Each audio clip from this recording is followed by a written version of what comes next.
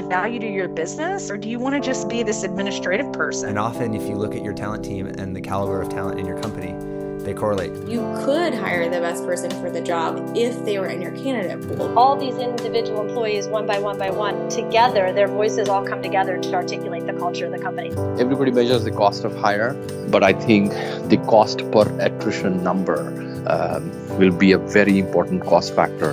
And that is why the persona plays such a crucial role.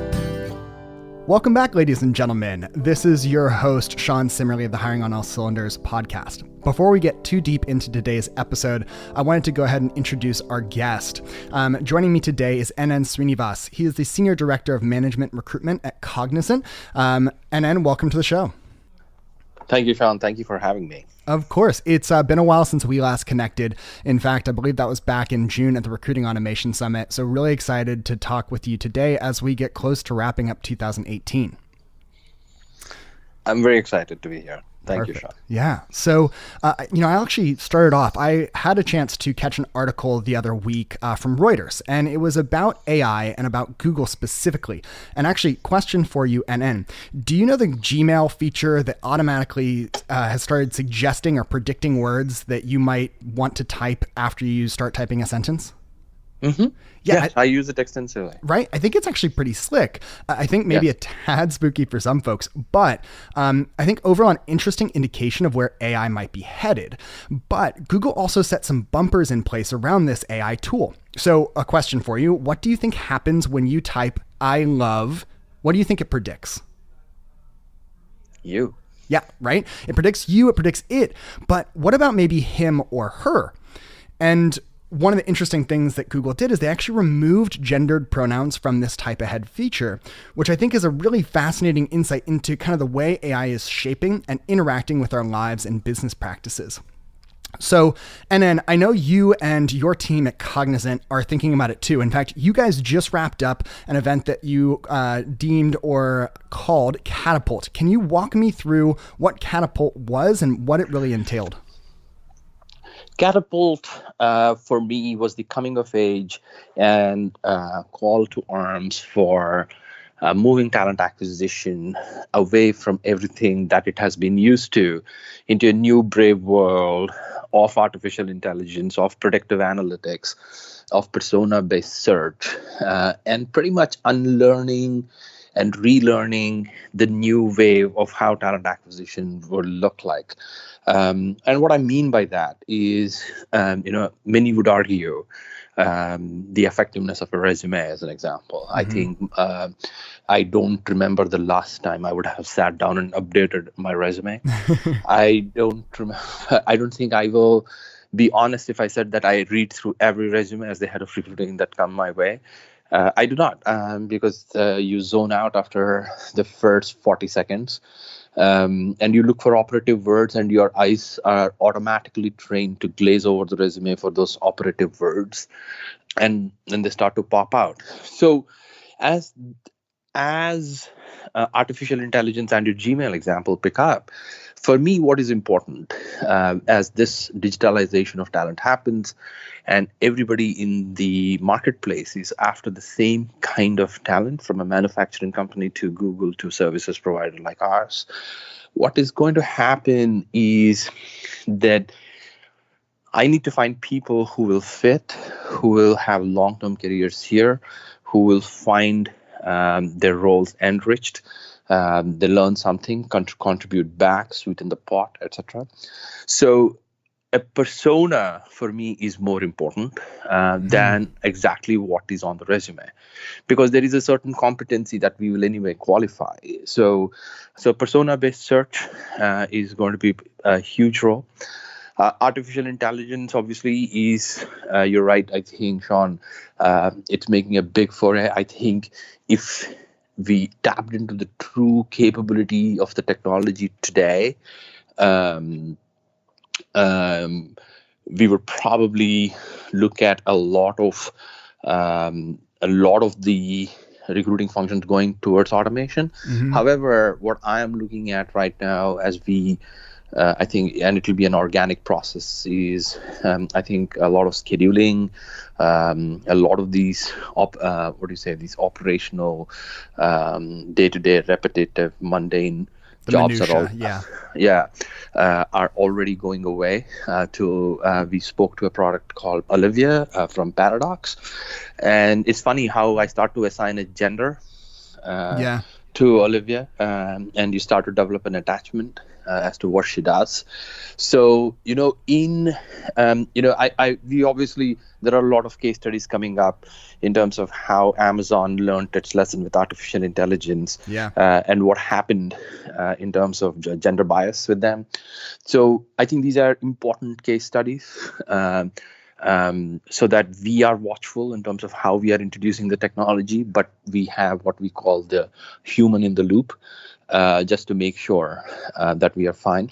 But Catapult, quite essentially, Sean, to summarize, for me was to literally spring clean, move all the furniture out.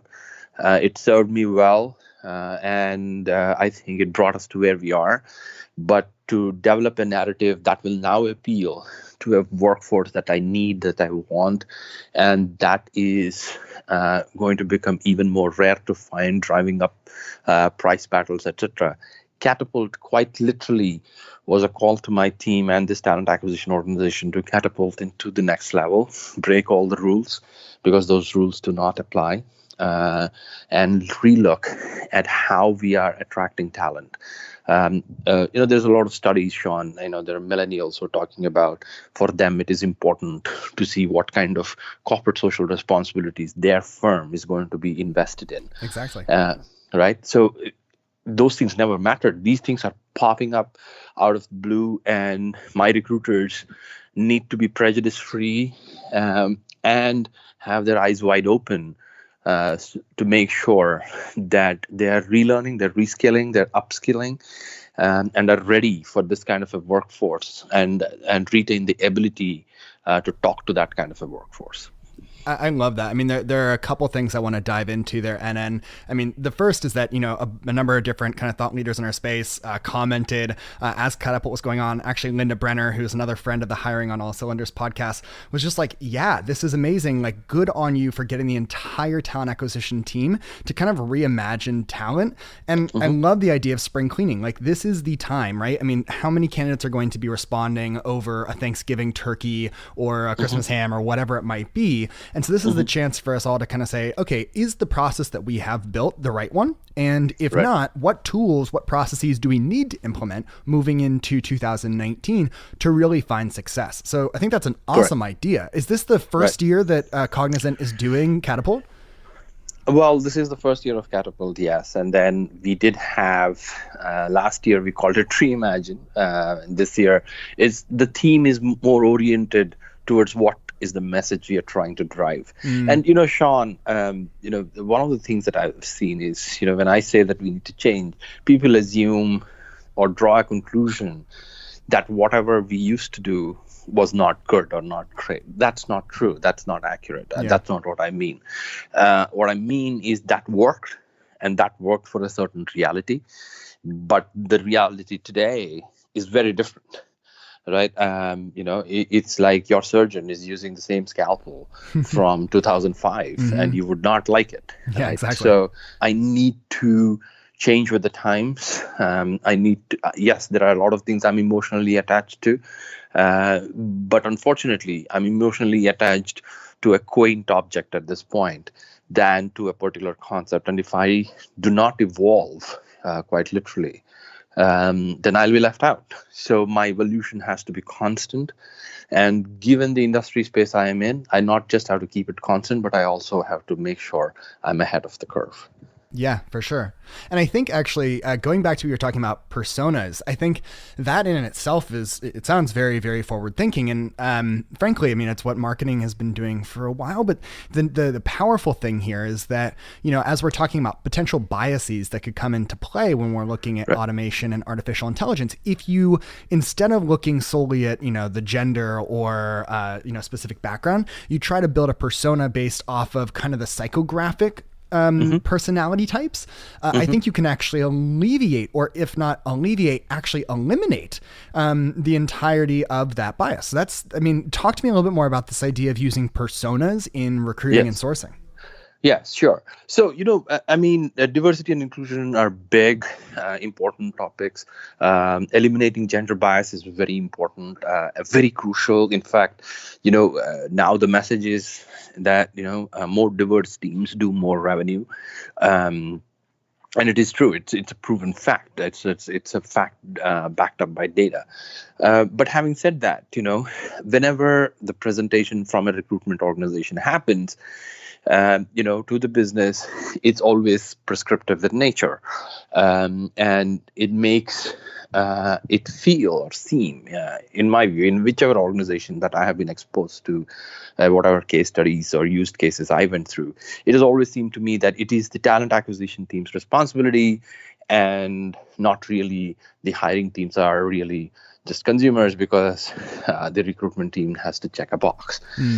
I'm trying to take it past that, right? It's a shared responsibility, it's a shared goal. Diversity and eliminating gender bias are very, very crucial. But if I know of firms that have taken out the gender, that have wiped out the names on resumes, and so on and so forth. Now I'm not going to do that. Let me put it to you that way, right? Sure. For me, that's not tackling a problem, right? That's like patchwork, and that's just outright silly at some point, at some level. But quite honestly, what I'm trying to do is understanding an organization, understanding my hiring team, and positioning a persona that we feel will fit in. Obviously, there are a lot of issues that we are grappling with in terms of data, privacy, interpretation of this data, the taxonomy of interpretation, so that when somebody sees this data, everybody gets it the right way, because sometimes the data can be pretty powerful and can skew judgment. So those are some of the things that I'm working on in terms of how we leverage the data.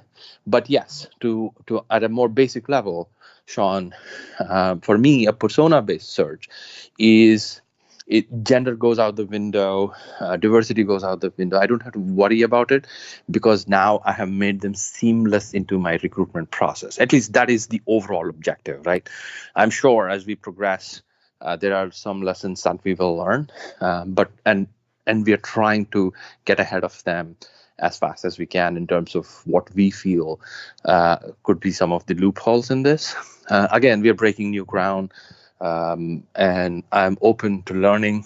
Hope we don't make many big mistakes, but the deal is that if I stay in this prescriptive mode, it will always be my baby. Whereas the God's honest truth is that the hiring teams have to feel compelled that they should have a diverse workforce that they're working with and coming to work to every day, and for me to enable that, if I did not have to prescribe it and I made it a part of an integrated, seamless process, then it should become business as usual, which is a happy place. It's a much happier place. So true.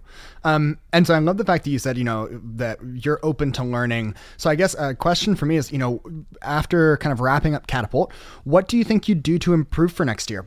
For example, were members of the hiring team present at Catapult? Would that maybe be something that you might shift in years to come? Yes, I think, my members of my hiring team are here. We created what we call the sourcing think tank to re-energize sourcing. I think sourcing needs to come out of the shadows and stop being this background behind a recruiter place to a more evolved research-based organization.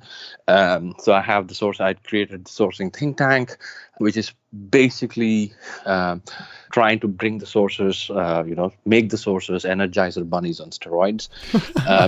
That is such an image, NN. So, no, because you see, the moment I say a sourcer, everybody just cuts to this, some forlorn office space somewhere and there is this guy with Boolean search strings and and just turning away, and with LinkedIn profiles or whatever, they're just coming at the recruiters, tagging resumes to a position, and so on and so forth, right? I think that era, as endearing as it was, 2016, 2017, 2018 have spelt that it's over, right? I think now resume is more about a story, telling what you bring to the table and why you think you want to work where you want to work. That expression is the name of the game. And the sourcer or the recruiter has to be able to now interpret so much of data.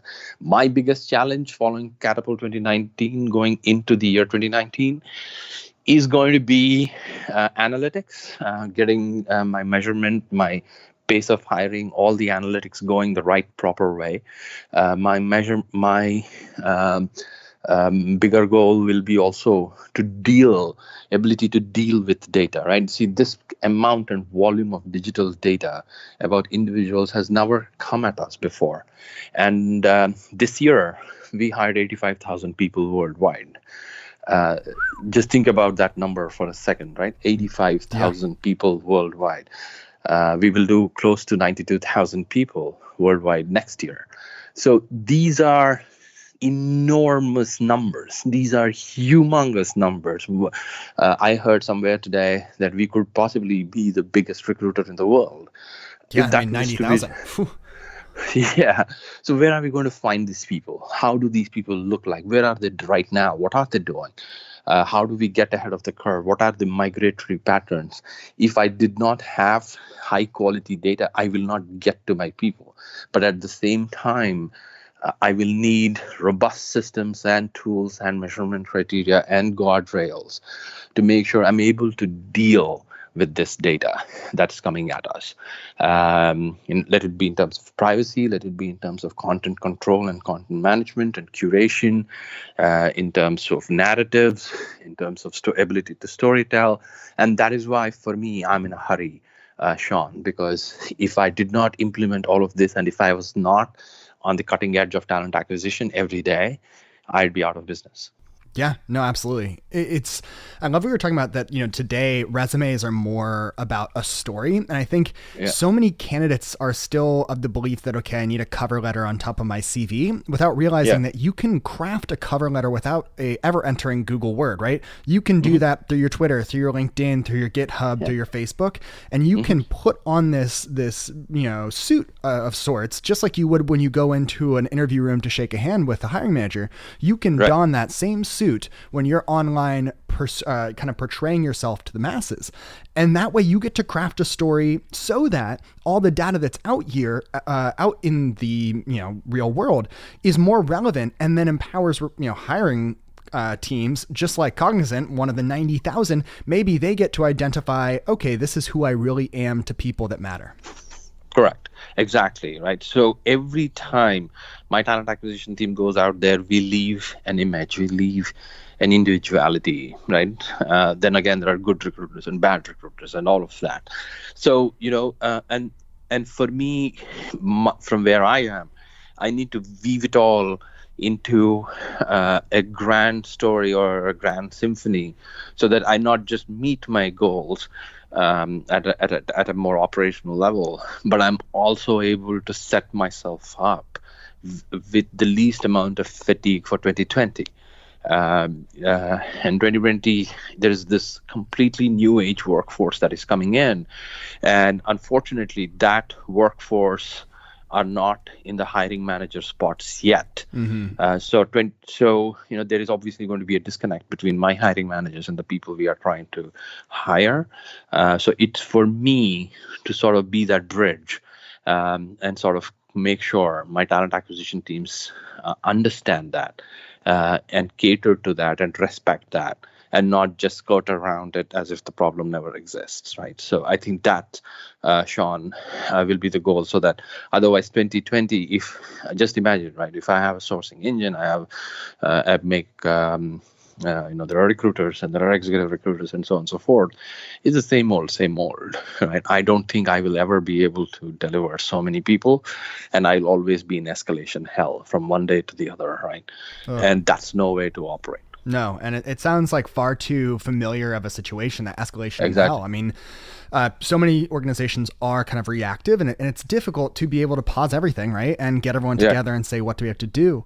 Obviously, it sounds like this has been a really successful endeavor for you. So I take it that you would recommend, to our listeners who range from hiring managers to directors of recruiting to whomever, that would you recommend other organizations do something similar, kind of get everyone together, pause, and say, is what we're doing right, and how can we prepare? Yes, I highly recommend it. I think the hiring managers specifically, apart from the talent acquisition teams, for me, my message to them is that the hiring managers have to play a very key role and a pivotal role in terms of building the narrative. It no longer is that you have created a requisition and the requisition is a number, and there is this invisible recruiter who goes into the market and brings 5 candidates and has an interview day, and then everything is happy, right? So those days are rapidly going away. It's more about what do we have to offer as an organization? What does the hiring manager bring to the table? How receptive to change the organization is? How does the organization listen? And when we say organization, it's the hiring manager, right? Because that's where the action is. And a recruiter is a reflection and is a mirror image of the same narrative the hiring manager is giving. So if we have to survive this new age of talent coming into us, there are jobs and roles that are coming up that did not exist even two years ago, right? We are hiring for positions we never thought we would be hiring. And these are all brand new jobs. We're all in it together. So the biggest mistake, the only thing that we can not do is to apply the same rules. We need to make sure we read the tea leaves, that there is a change, there is a significant change. And our talent acquisition principles and the core can always stay the same, and they should stay the same. But how we use those principles in going into the market and interacting with the audience that we need to have on board have to evolve, have to change, and have to even just simply modernize. Yeah. I think the traditional truism is that, the hiring managers are the internal customers. And I think that's valuable. But I think what you're almost getting at here is that it's not just about a transaction, right? It's about you're going beyond just being customers to being true, colleagues and teammates. And you have to be in, lockstep with each other, because otherwise, you might have 5 candidates that come across the table, but those might be misses, might be hits. But unless you are really ingrained and understand the persona that you are searching for, you're just going to have to do that process time and time again without being able to get in front of the competition. Exactly. And, your demographic will shift, right? There will be a certain demographic that will know that this is what they can expect from a certain organization. And that demographic will either choose to work with you or not work with you. And that demographic, unless and until you're a keen student, will simply be invisible. That's when you hear recruiters say, well, I don't think there's enough talent out there on that particular skill set. Yes, there are always issues with talent and talent availability. But the more dangerous thing is, it's like black ice. There is the demographic that knows you and doesn't want to work with you, and that's the most dangerous thing. And that is what I'm fearful of, and I don't want to happen. And that's what I would caution every recruiting organization towards. And hiring managers have to understand that these are no longer standalone functions. I want a requisition, here's a requisition, and the recruiter scurries out and does what they have to do. And then there's a sourcing team that cranks up and tries to hire people. It's all too familiar. But now it's a ripple. Every time it's a digital ripple. You hit the market, it's a ping, and that ripple spreads and takes a little time. So the ripple impacts other molecules in the space, and there is a time factor for it to settle down. So both are true and both happen.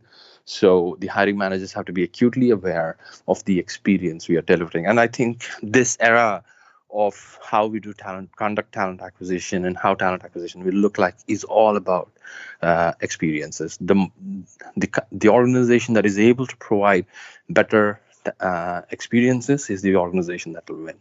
Yeah, it's, I think for all of our listeners out there that are reaching out to candidates day in and day out, inherently we know that, okay, if I send a really good message and connect with an individual on a deep level, then of course that person's going to be more likely to come back and say, yeah, okay, I'm interested to talk to you eventually, even if timing's not right. And yet for so long, I feel like recruiting, just like you said, it's like getting spun up, right? Spin up the sourcing team, spin up the recruiting process for a specific requisition. And that has largely been due to, I think, tools in the marketplace and existing processes, one that has left, it's not just a single ripple, it is like a tumultuous storm of outreach that's just blind for need, blind for fit, and blind for persona. And so the hope, I think, is that, let's get past that. Let's actually do what you're doing and say, okay, can we be more strategic and say, this is the right kind of individual we're looking for? And even if they might not have the perfect pedigree, we know that by enriching them and giving them opportunities, they will be the right fit that will be with us for years, if not decades. Exactly, precisely. Because, I guess the cost, everybody measures the cost of hire and the cost per hire. And those are very important metrics to every organization. But I think the cost per attrition number and what it means to the organization for it to replace a lost employee will be a very important cost factor in terms of how we do business. And that is why for us, the persona plays such a crucial role, because hopefully we find people that like to work here, find this environment exciting, and hopefully through the same process, we are also able to meet some of our goals of diversity and eliminating all forms of gender bias. Yeah. I love that. And so don't want to spend too much more time here. I know we all kind of have to get back to things, but I did want to highlight one thing and dive into one more thing. And that was in conjunction with Catapult 2019. I noticed that Cognizant gave, it looked like $4.5 million to help America's wounded warriors transition into digital economy careers. And I thought that was great. And I think aligned pretty well with what you're just saying about getting past bias and the focus on D&I. So would love if you could maybe comment, like, what about, the veterans or wounded warriors kind of aspect and that transition into the digital economy was so inspiring for Cognizant, and how did that align with Catapult as well? Look, I think for us, I think outside of everything that I spoke about, I think the veteran talent pool is something that we've always looked at with a very close eye. I think when we made this step, it was a very well thought out decision in terms of making sure that we tapped into this workforce, which is trained in discipline, which is trained very highly in technology, and more importantly, which is also very receptive to further reskilling, because that's a part of the process and that's ingrained in the system. So we wanted to be over there, and obviously for us, like I was mentioning earlier, for us, if we were to help out a wounded veteran, one is we wanted to make sure we contributed back to the society we were a part of ourselves. That's one. And the second is obviously it also shows and takes to the market our genuine gesture to the veteran community in terms of where we stand with them, that we are there, right there for them. And we are very thankful for their service and their sacrifices that they made. And that's very important for us, that people recognize, and we are able to service the society through this. That's awesome. Phenomenal partnership there, and excited to see kind of where that grows. So this has been a blast. NN, is there anything else you kind of wanted to cover about Catapult or about Cognizant moving into 2019 beyond, kind of the initial conversation around Catapult? No, I think this has been great. Thank you for taking the time and talking with me, Sean, today. I hope I was able to give insights that will be valuable to your listeners. Absolutely. And I think, listeners, you heard it here. I think taking the time, if I were to take one takeaway from this, taking the time to actually stop and pause and speak with your colleagues, not just your talent professionals, but also the hiring managers and hiring team that you are, working with day in and day out, I think the value can be tremendous. And Cognizant and NN and his team have seen it firsthand. So NN, thanks so much for joining, and Hiring on All Cylinders crew, we're looking forward to hearing from you again soon. Talk later. Thank you, Sean.